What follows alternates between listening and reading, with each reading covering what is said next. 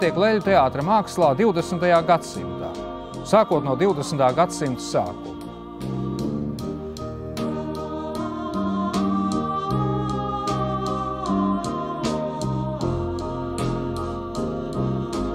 Sveicināti ciklā Latvijas leļu teātrim 70.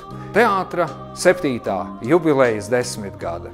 Jubilejas 10 gada ir iezīmīga ar jaunu formu meklējumiem izrādēs, ar ļoti dažādiem eksperimentiem, ar ļoti spraigu, ekspresīvu skatuves valodu, ar režisoru domām par to, kā līdz skatītājiem novest saprotami, emocionāli to skatuves stāstu, kas nu ir iecerēts.